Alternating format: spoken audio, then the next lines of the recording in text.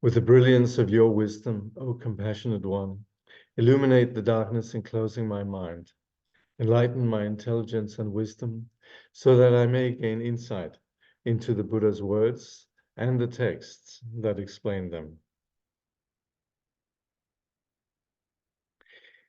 So presently we are in the chapter, the 9th chapter, which is the teaching on how to apply, once we've taken the Bodhisattva vow, how to actually apply that in terms of the discipline. And that's where we've talked about, you could say, the do's and the don'ts. And we've also particularly discussed that in conjunction with understanding how we have bodhicitta of aspiration, which is the intention to establish all beings at the level of enlightenment, and also a much greater understanding of the nature of reality. That's actually a very important part of understanding the Bodhisattva's vision, as opposed to what we would call the Hinayana vision, is that there's a much greater understanding really of emptiness. But also with that understanding of emptiness, there's also, you could say, an understanding of the emptiness of self in a much greater degree. And that's where there's no, you could say, holding back. The idea of selflessness essentially translates into the renunciation of nirvana, the renunciation of a personal, ultimate, what we could call comfort zone. And that's where the Bodhisattva training from the very outset really takes into scope this relinquishing of one's own comfort and the concern and for others and the dedication to the service to others. So that means when we engage in the Mahayana, we, in addition to gaining a much greater insight into the nature of reality, we also take the Bodhisattva vow in terms of wishing to serve others and establish them at the level of enlightenment. And that's where we then have the two aspects of this intention, but also the application. And the application is then also something from the very start that we practice what we call the paramitas, which are then let's see here, with the paramitas, which are essentially actions that take us outside of our self-centering. So that's where we refer to these as sometimes transcendent actions or actions that take us to the other shore, the actions of the perfections and so on. But essentially it reflects, you could say, the greatness, the magnanimity of the Bodhisattva. So anyway, so we've looked at the paramitas, and we've looked at the paramita of generosity, and now we're in the second paramita, which is the paramita of discipline. Now, the discipline, as we're discussing it here, operates at the level of what we call pratimoksha, which is the individual discipline of the discipline of the individual, but particularly with regards to the objective of individual liberation. And that again is associated with what we call Hinayana. And then the discipline of the Bodhisattva, which is, like I just explained, the vast mind of enlightenment. And then finally, the path or the discipline of the yogic path of the Vajrayana. We say the vows of the Vidyadharas, which is the approach that fully embraces an understanding of the already spontaneously existing quality of enlightenment as it exists within us right from the very beginning.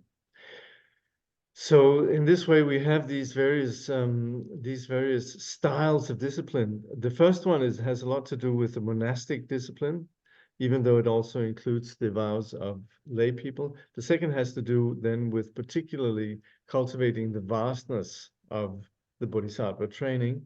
And then finally, the Vidyadhara that has to do with how to integrate actually a complete understanding of the enlightened quality that exists within ourselves and the phenomenal world.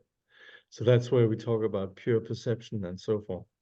Anyway, So that's where we have these three levels of vows. And the point, of course, an important point is really that they operate together. Particularly in the Tibetan tradition, you can have persons that are monks or nuns who are monastics, but yet also engage in the Bodhisattva discipline and who also engage in the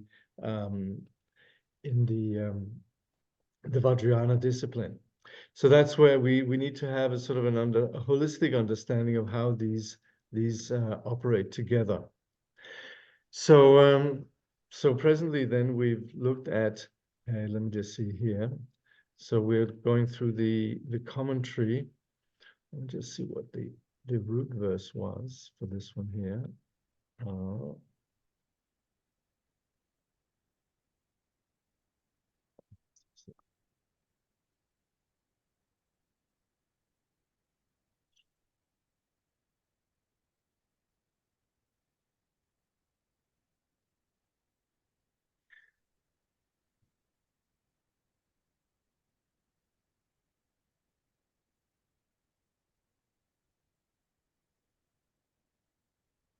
Yeah, okay. So this is the verse 61 where it says, but the respective aspects of the vows are not alloyed or mixed. As antidote and in their purpose, they are all the same. The vows are gradually transmuted and their qualities enhanced. They thus remain without essential contradiction. Their observance should be fitted to the situation. Now, some of us would say, "Hey, wait a minute! I don't have a whole lot of vows apart from just refuge vows, bodhisattva vows, maybe a Vajrayana empowerment. This is too complex for me." But we have to remember we are actually heirs to and part of an amazing culture of enlightenment that has existed for way longer than any other science that we know in this world. And so there's every reason to actually, you could say, get ourselves up to speed with what actually is, what does the discipline in the Buddhist context involve? So please, even if this is not something that immediately applies to us, and also I should say humbly, there's some of these discussions that I'm not entirely clear on. There's some subtle differentiations in how these vows are viewed. Nevertheless, I think it's very important that we study this to simply have an appreciation for just the great scope of the path, and also what really, you could say, the depth of the path in terms of knowledge around what it is that really facilitates the path, what facilitates what we could call the transformation or the liberation of an individual. So this is absolutely relevant for all of us who are on the path, and particularly in terms of taking refuge in the Buddha, his teaching, and in those who practice the path. And of course, it's practiced in so many different ways. So anyway, and then here, the commentary then reads at this point, it says, in relation to the three vows, so these are the individual liberation, the Bodhisattva vow, and the vows of the Vidyadharas. There are, in brief, two kinds of transformation. The first is a change of attitude experienced in the mind of the individual. So that's where we can see when we perhaps develop the wish to be practicing the path in a determined manner. We take some degree of commitment. We make some degree of commitment in terms of our own responsibility.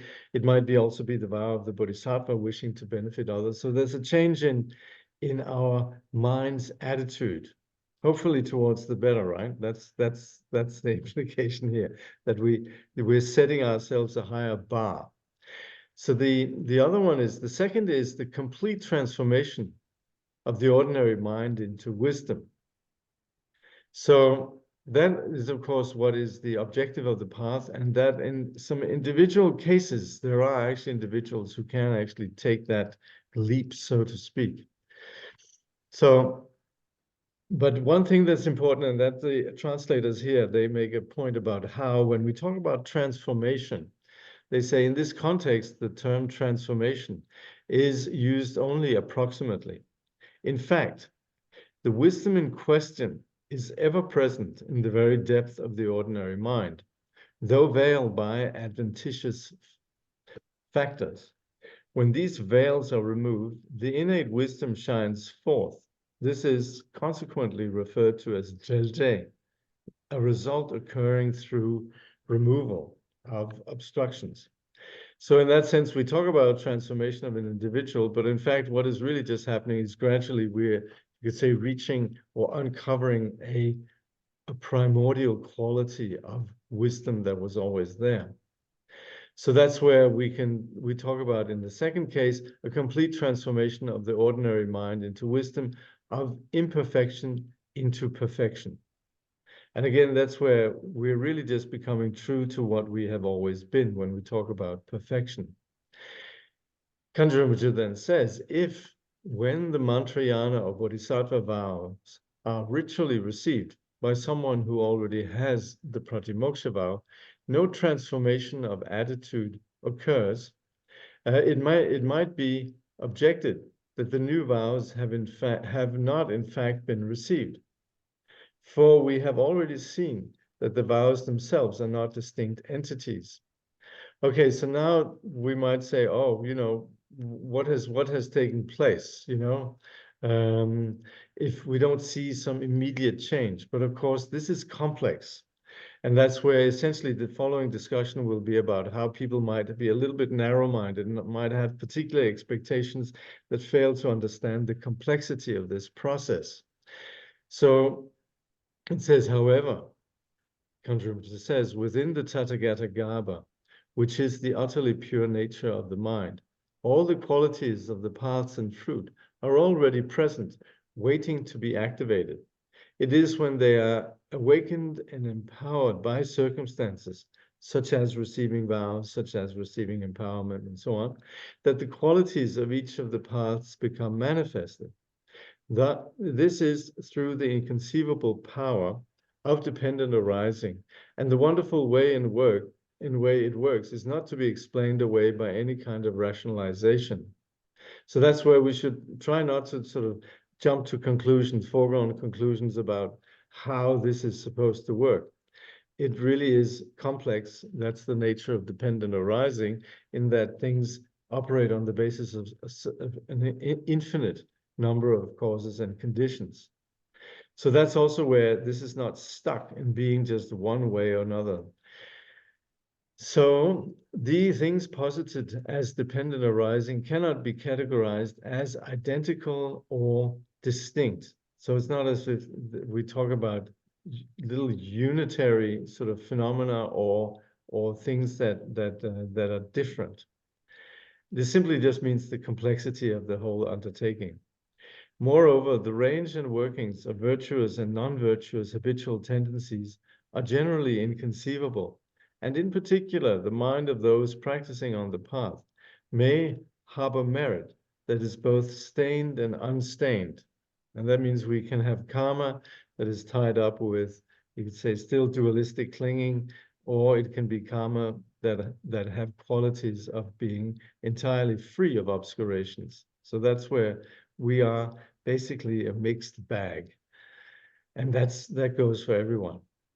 It is said that the nature of these different propensities is identical. If it is said that the nature of these different propensities is identical, this would mean that virtue and non-virtue are identical.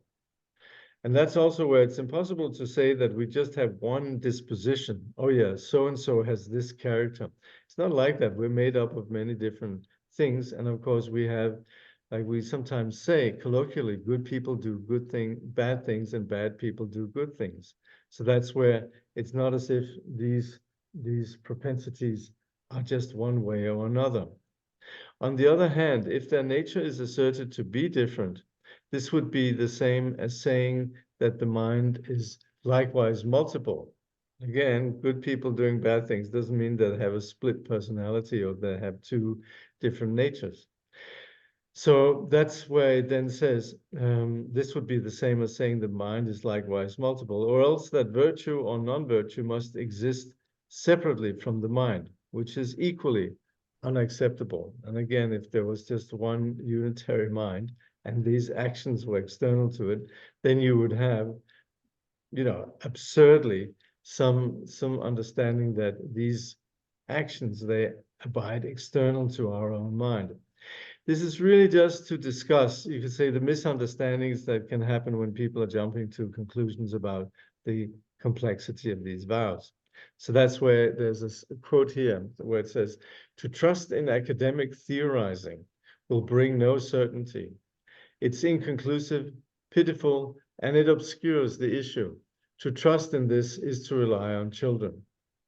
And that's basically where speculation sort of is just redundant, and it's more about just trusting that this actually works. We have traditions that have actually worked, especially now from our vantage point. These traditions have existed for, what, 2,500 years with great success. So it says here, it is important for the followers of our tradition to reflect about these matters carefully and to gain a deep conviction for themselves. So that's simply just about actually studying, trying to understand the intention rather than trying to make a conclusion based on our already existing preconceptions. So then the gradual qualitative enhancement of the three vows. So we're talking about different ways in which there's qualities associated with taking these vows, and also issues that sometimes are sort of, you could say, controversial and to be discussed. So one thing is that we talk about vows that are more important. For example, when someone is practicing the Vijayadhara level, we could say these vows are more important because they are engaging a much vaster and much more skillful vision of reality. Similarly to like the Bodhisattva. The Bodhisattva, as we have seen, might not behave perfectly, but does whatever they do on the basis of compassion and caring more for others than themselves. So that's where we would say there are enhanced qualities in the higher levels of vows.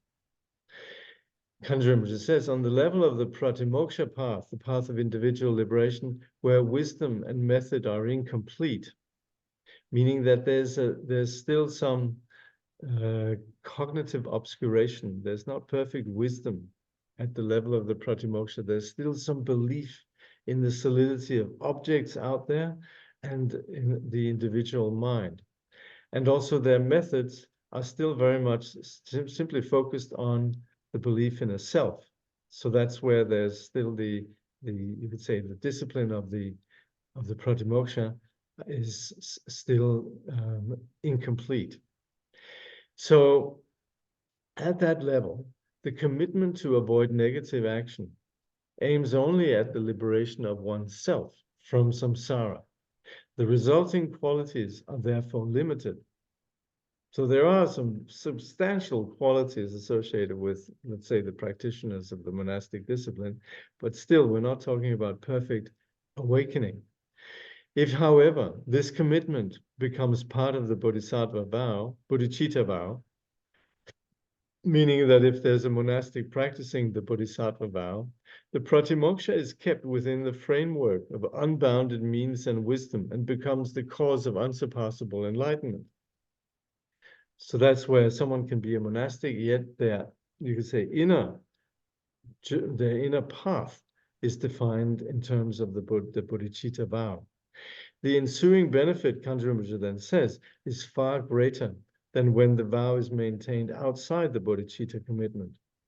Furthermore, if the pratimoksha and bodhicitta vows are observed as part of the mantrayana commitment, meaning the third level, the Vijayadhara level, unsurpassable enlightenment will be attained quickly and easily, because the mantrayana is the profound, vast, and swift path of skillful means and wisdom.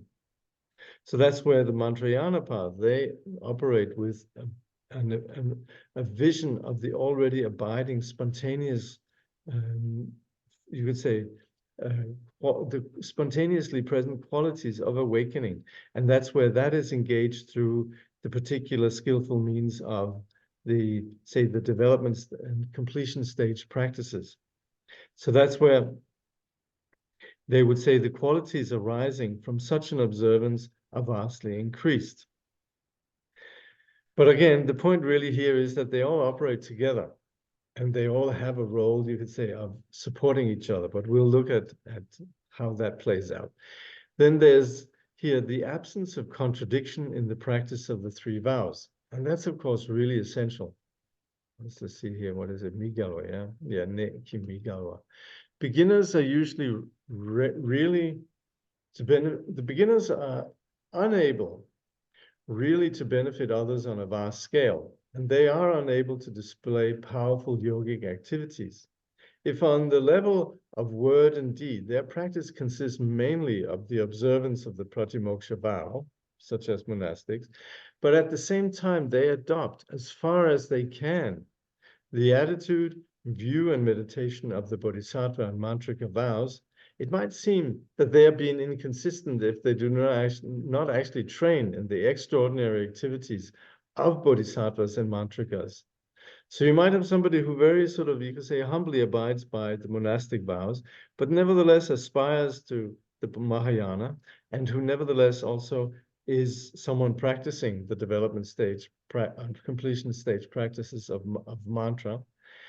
And yet, because they are simply just at the level of, you could say, working on themselves, then even though they aspire to this, then they might wisely not begin to behave like great yogis and so forth. So this is really an important point. And that's where Kangyur Rinpoche says, but they are not at fault. It is only at a later stage, when self-interest has completely vanished or has been greatly reduced, that practitioners can focus mainly on the altruistic attitude. So that's where you could say that's when they're actually there, not just in terms of their aspirations, but when there's actually really substance behind it, realization. Then somebody who is an accomplished person in terms of the bodhisattva vow, then they might engage in a different style of activity. And it says here, and when their view and meditation of the mantrayana matures and their ordinary clinging is purified, they are able to undertake the activities of union and liberation in order to perfect the two accomplishments for the sake of beings. So these are more advanced Vajrayana practices, which have tremendous value, but again, not for the, you could say, for the unrealized. It says here, at this point, it may seem that they are acting contrary to the lower, more fundamental precepts to which they had earlier committed themselves. And then it says, yet none of the elements of a downfall can occur in the sense understood at the pratimoksha level, for the latter involves a clinging to the real existence of phenomena. And that's where you might have, and there are many stories of this, persons who, on the basis of their realization, where they previously were monks, they might begin to engage in, say, sexual practices. And then, of course, that would be viewed as being scandalous and not correct. But then again, if they truly are accomplished masters, then in fact, what they're doing is in no way, something that is really a downfall. But there are many stories about, there are many famous stories about this in the lives of the siddhas who, at a certain point, then graduated from being, you could say, monastics into being persons whose discipline was of a very different kind. And then there's a footnote here on the nature of what we call union practice, where it says, for example, the sexual yoga performed with the three specific attitudes. And that's where, when someone practices the sexual yoga, they no longer perceive what they're doing in the way that we ordinarily would perceive the sexual act, and also are not driven by the same desire. We might essentially say not only is their act free of ego and ordinary desire, but it also has a greater scope, a greater vision. So that's where it might, such an act might appear to be an ordinary sexual act.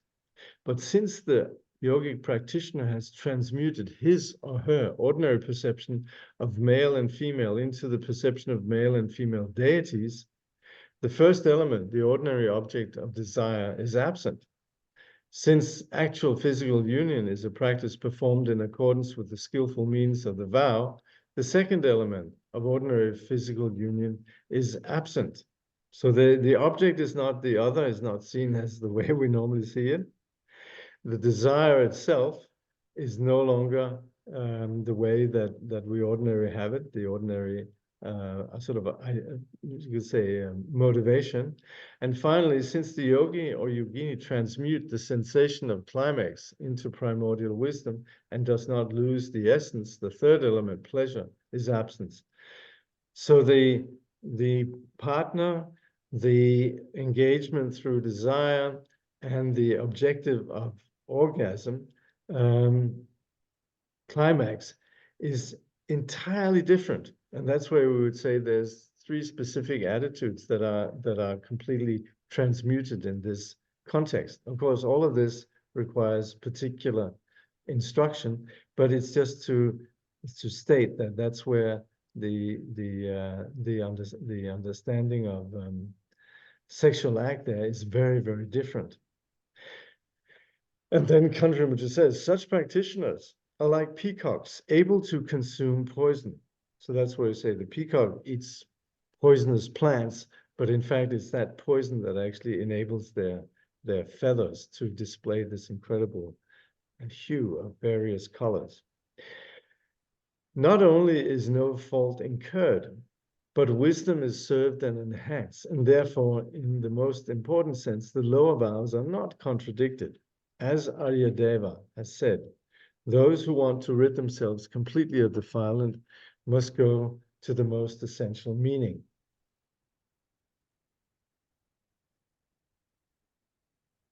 So that's where we would understand that these higher levels of vows, they go deeper.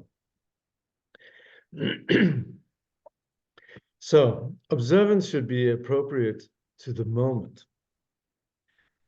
So that's where the discipline, of course, has to do with the particular context. It says, generally speaking, from the level of beginner up to that of accomplished yogi, the behaviors of practitioners should be appropriate to their capacity and also to the situation in which they find themselves. So that's where very often you have this sort of lame excuse. Oh yeah, I'm a practitioner of Vajrayana. I can drink, I can, behave however I want. I'm just, being very free and spontaneous. But that very often is really just a lame excuse. And in fact, there are, there has to be a genuine authenticity in this. And also it has to be with a sensitivity to where we are, who we are with. It says here, in the midst of a gathering of people, they should act impeccably and with care and concern for others. Their deportment should be in accordance with the 5 customs of Samantabhadra. The first of these is to live in a solitary, wholesome place or hermitage. The second is to have a pure livelihood that is in harmony with the Dharma and unspoiled by wrong means of subsistence. The third is to observe the vows purely. Beginners should concentrate mainly on the pratimoksha. Then, as their capacity for great compassion and skillful means for the benefit of others increases, and as they grow in understanding of the ultimate unoriginated nature of phenomena and the absence of real existence, they should gradually observe the higher vows.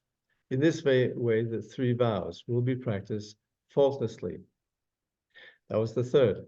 The fourth custom of Samantabhadra is to keep good company, frequenting those who maintain pure observance.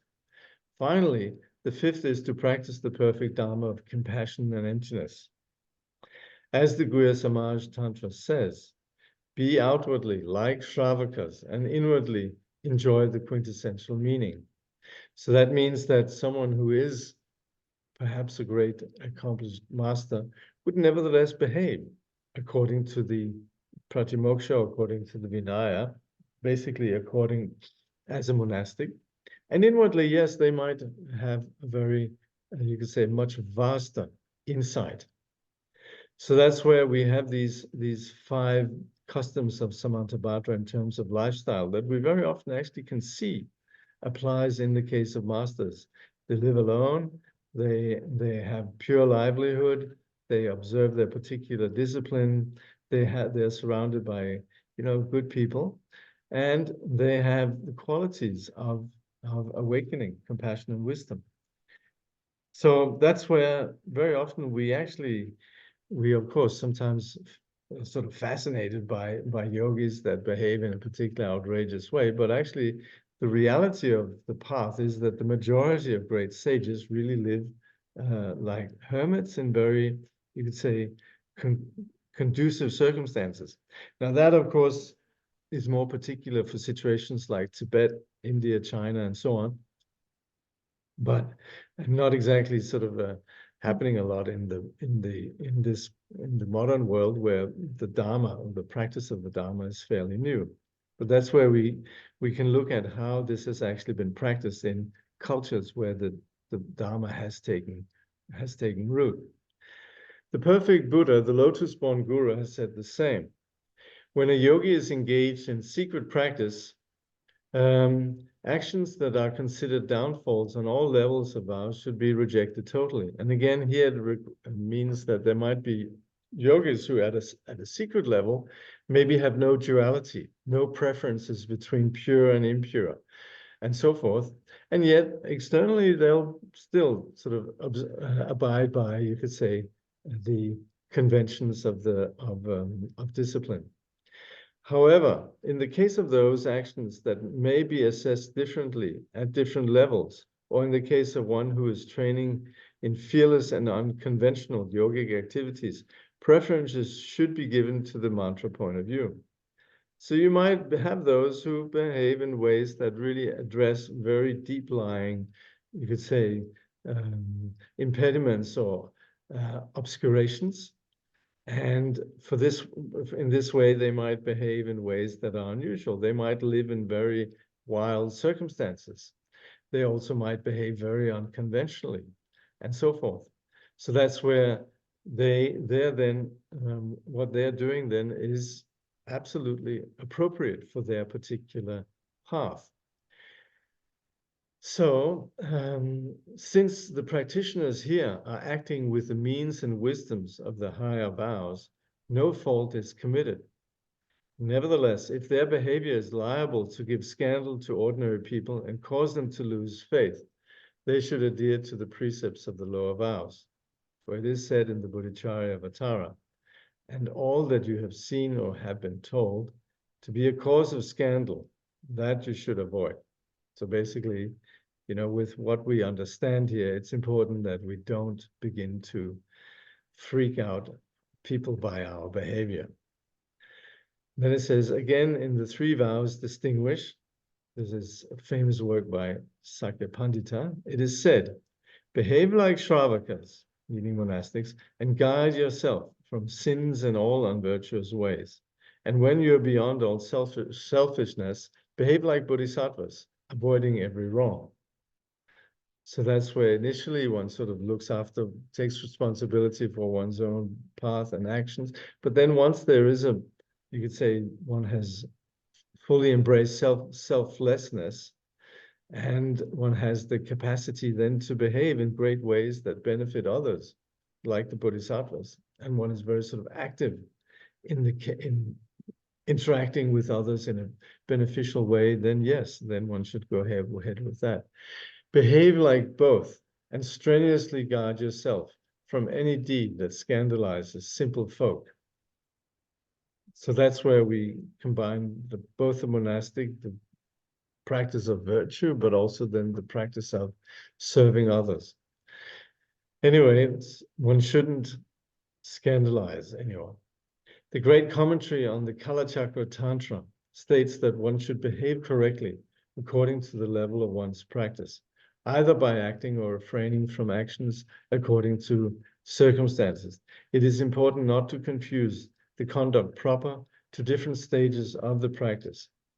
That of a beginner with that of a yogi on the path, that of a siddha with that of omniscient Buddha. So simply just to understand that everyone is at a particular level. And that's where the discipline is, interestingly, like we very often in the modern world, we think of particular discipline as conventions of behavior. But here, really, the discipline is entirely seen as something that's conducive and an aid, an essential part of the spiritual development. So then there are the 3 vows presented in other traditions. And this is where there's some subtle, you say, distinctions in how the 3 vows are approached. So the root verse here says, of those who now consider how the 3 vows are combined within a single mind, some say that they are one, for they transform. Some say that in one vow, the aspects of the lower vows remain distinct. Some say some say they are 3 substances in conflict, but increasing in their quality. Okay. I'll do my best here, but like I said, there's some subtle differences here that when I was reading it before, I have to say I didn't quite get all of it. But anyway, we can read it. Maybe you can understand it.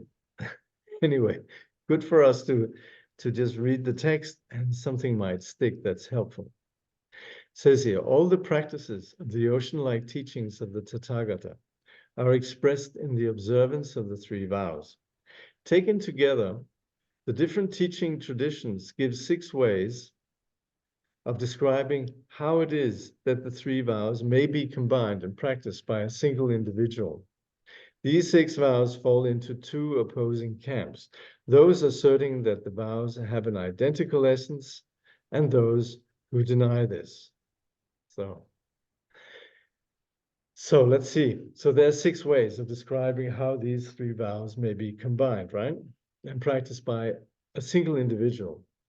So for the first, it is said in the Tantra, when the wisdom of the unsurpassable vehicle is possessed, all actions that appear defiled to others are performed, but not stored. Performed but not stored means there might be some actions that appear in a particular way, but because there's not, you could say, the karmic or the dualistic obscuration presence, it doesn't actually have an impact. It doesn't get stored. So, for example, you might do something, you know, that appears in a particular negative way. You might sort of say something really sharp, but you do so out of compassion. So you perform something that looks as if it's, you know, potentially hurtful or aggressive or whatever, but the attitude behind is really just possibly kindness. And that's where we'd say there's performance, but there's not the storing of the karmic consequence. So that's where this is one way. When there is this wisdom, then whatever a person who possesses wisdom might do, it doesn't actually have karmic, doesn't actually get stored in, you could say, the all ground as a dualistic habitual tendency. So that's where it says here, they will result in the accumulation of merit. This is the supreme vow of discipline. So then Kangyur Rinpoche says, a practitioner who reaches this level of realization is like the majority of the great beings of India and Tibet, who had no clinging to the concepts of vow and absence of vow. They had overcome all belief in the true existence of phenomena. For them, all discursive thought was transmuted into wisdom. And as far as the vows were concerned, they were quite beyond all talk of essence or aspect, to beyond all the kind of the discussions there might be of the intricacies of the vows. Nevertheless, in Tibet, in times past, it was said by Atsara Mapo, means the red teacher, sort of a slightly controversial figure. This guy, the red teacher, the red Indian teacher, that if one receives empowerment, it is sufficient to observe the Mantrayana vow alone. Some people who follow him believe that both the aspects of the essence of the vows transform, that believe that both the aspects and the essence of the vows transform, with the result that when the higher vow is received, there is no further necessity to observe the lower vow, since this is entirely contained within the essence of the superior vow of the Mantrayana. Now, this is something that is not so uncommon, and it's sort of something that we can see across Buddhist cultures, is that if one just practice, some would say, oh, if we just practice this one particular path, we don't need to worry about the rest. And that's where the Tibetans were really extraordinary, because they were really custodians of understanding how all the different levels had their particular role. And that's where you could say, oh yeah, well, look, the highest vow is most important, forget about the rest. But that's what the Tibetans would say, no, they also have their particular role. But there's different ways of engaging in this, but essentially what is being said here, this sort of irresponsibility that says, you know, if I'm a Vajrayanist, I'll just do whatever I want because I have received empowerment, then that's really failing to understand the actual implication. So this, Kangyur Rinpoche says, this may appear to agree with what we have just been saying, but it is only admissible in the case of a yogi whose mind is completely liberated through the realization of the equality of phenomena. However, if beginners act in this way and ignore the lower vows, they merely accomplish their own downfall. So that's one way of understanding in terms of how the beings with the highest realization, you could say, they are beyond. And anything that they do actually doesn't stain them. It's simply just because it becomes, you could say, meritorious action, simply because they have you could say, the highest view, the highest realization. So, but it's subtle, as we can see. So it is taught in our tradition that when the Pratimoksha and Bodhicitta vows are transformed into the mantra vow, the different aspects of the former remain distinct, i.e. operative, within the mantra vow itself. This is the teaching of all the great masters of India and in Tibet, as clearly set forth in the ancient translation tantras, such as the Juntraldrawa, the Maya Jala teachings, the teachings on the what we call we talk about these teachings as essentially basic to the Vajrayana view that all phenomena continually exist within the expanse of phenomena, that they never move into a condition of delusion, and as such, everything is just the display of the awakened qualities of wisdom and kayas. So that's where there are these profound teachings, which we call the tantras, such as then this particular one called the Maya Jala or the Jundrajala. Furthermore, the garland of light clearly states, some believe that the three vows relate to each other in the same way as earth, water, and boat. Okay, that they sort of build on each other. This is wrong. The great masters Asvaghosha and Lilavajra have said that the three vows are differentiated only according to their aspects. So the implication here, as I see it, is really that we should understand that the essence in terms of the intentions remain the same, and the difference really only lies in terms of how then there are certain aspects of practice that are a little bit different. Then he says, this in turn is the unmistaken view of the learned and accomplished masters of Tibet. These include Rongzom Chökyi Sangpo, the majority of teachers of the Sur lineage, and especially the second Buddha, Longchen Trime, as well as the great Tertön Gyurme Dorjin, meaning Terdak Lingpa, from the Minderling tradition, of the ancient translation school, and also the great translator, Rinchen Zangpo.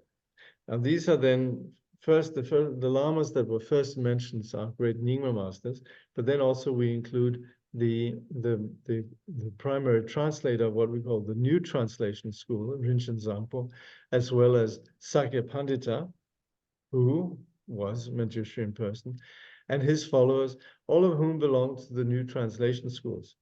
The manner in which the transformation takes place has already been explained.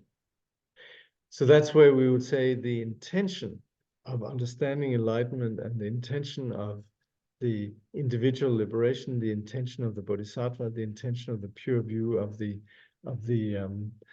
Mantrayana. This is, in essence, that there's no contradiction there.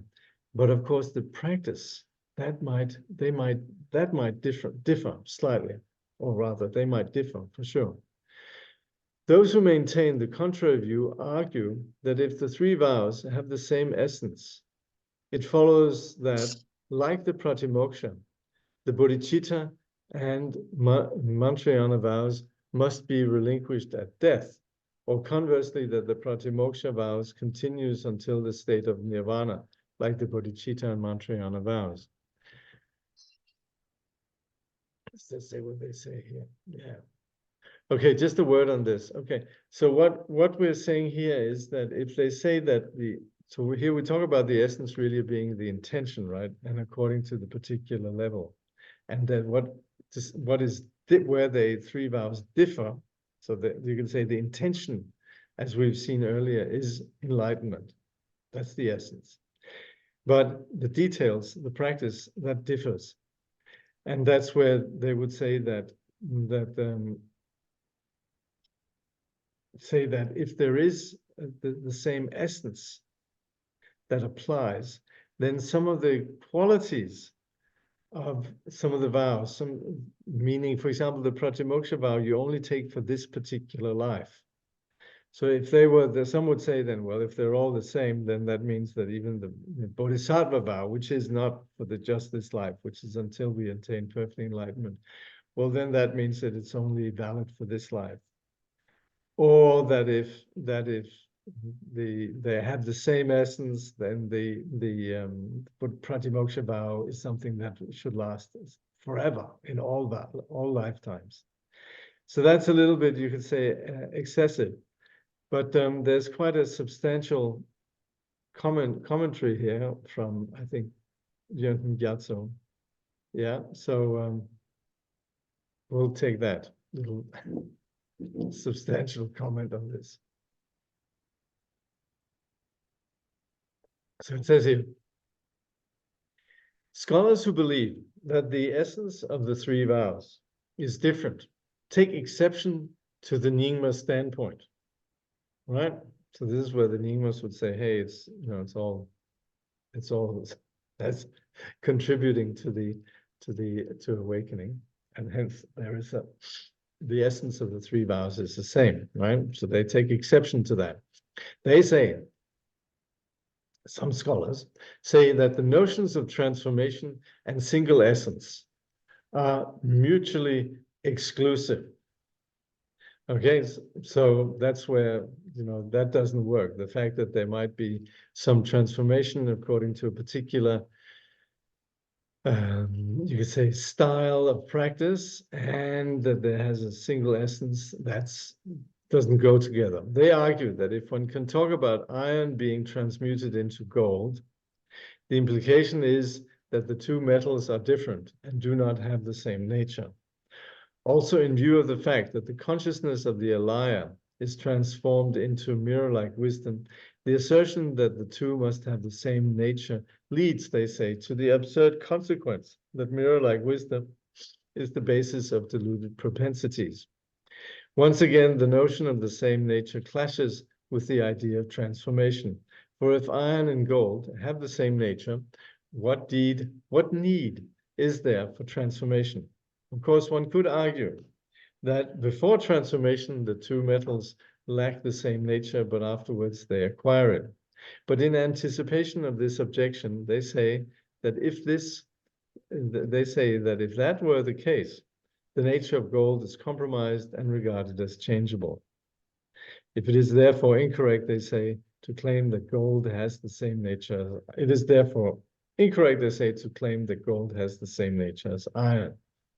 For if it had, it would follow that gold is a base metal like iron, while iron, even before transmutation, must be precious and as valuable as gold. If this argument is examined, it is evident that it is merely by pointing out the flaws in the example that they're trying to discredit the meaning that the example is intended to express. So, of course, let me just at this point say that this is some of the places where I have a little bit difficulty in following. Probably if one spent a long time on this, or at least if I took the time to get to the bottom of this, it's probably not that complicated.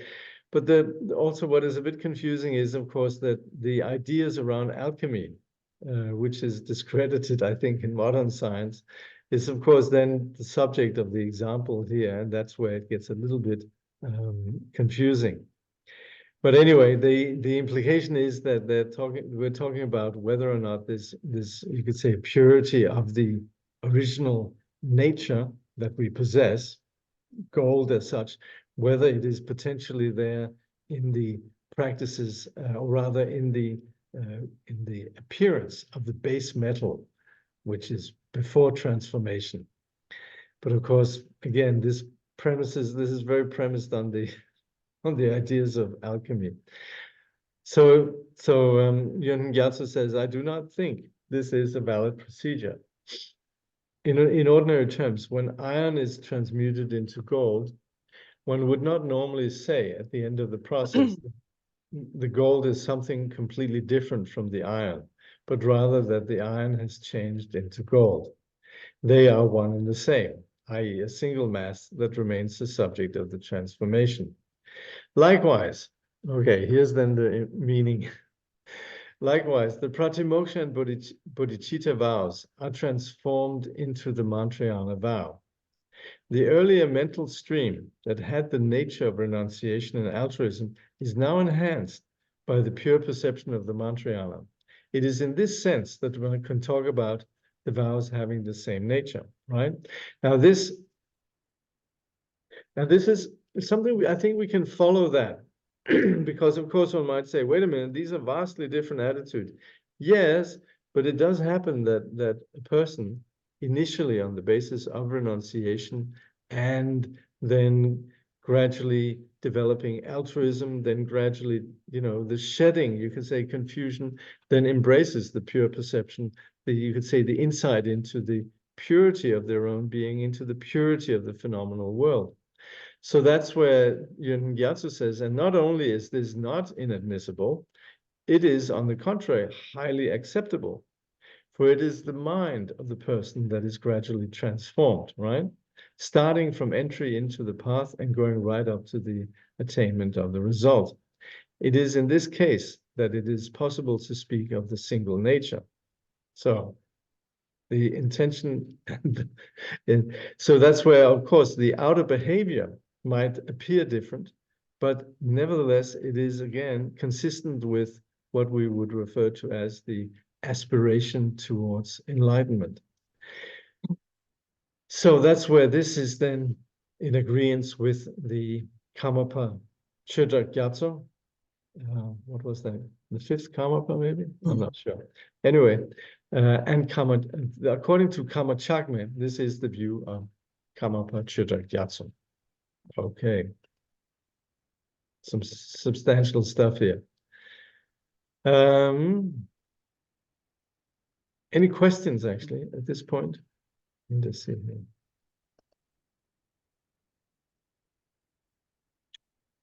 No? Okay, then we'll take the next one then also.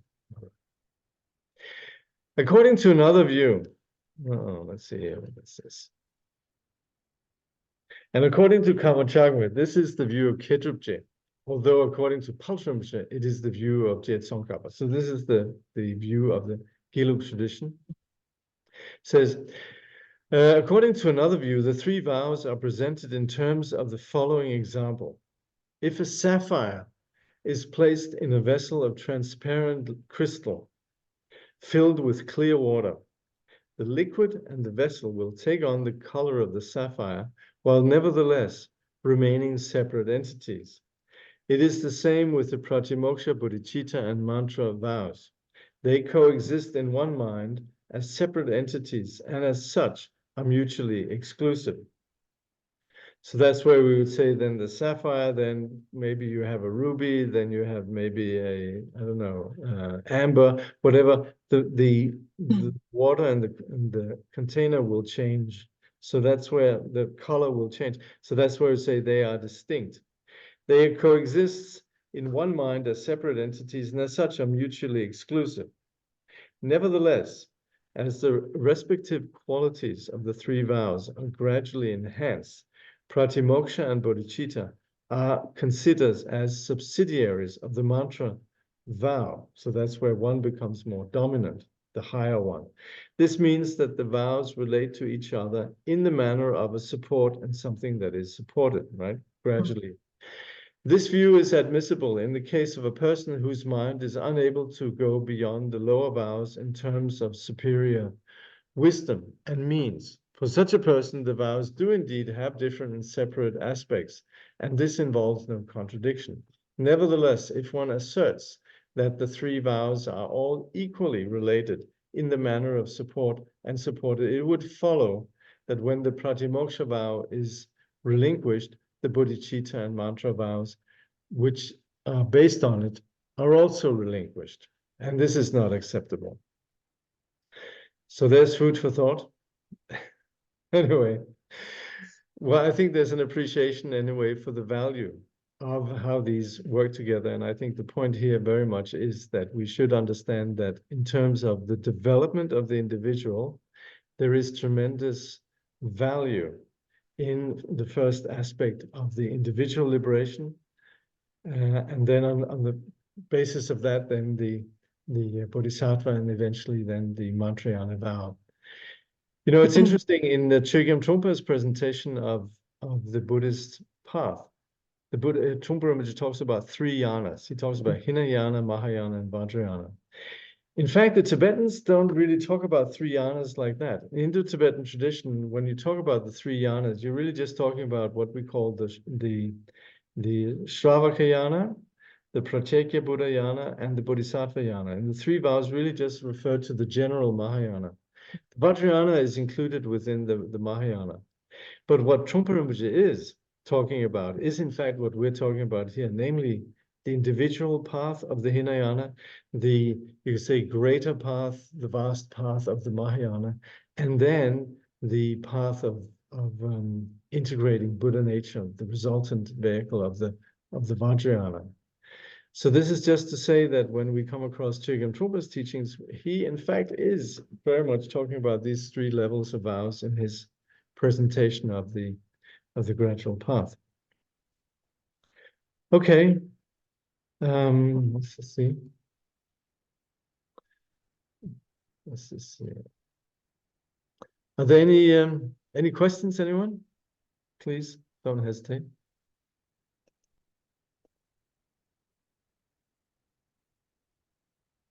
All good? All is good? Tige? Okay. All right, we'll leave it at that then. What do I read to catch up on all of this? I shall show you. You will want to read the Treasury of Precious Qualities, this book here, Volume 1. This is what we're studying. And it actually also, in some way, is related to some of the other texts that we have on the gradual path. For example, Longchenpa's Finding Rest in the Nature of Mind, also translated by these translators, Padmakara. But for this one here specifically, then, Treasury of Precious Qualities. Okay, see here. Any other questions? Okay, all right. We'll conclude with dedication. Let's see here.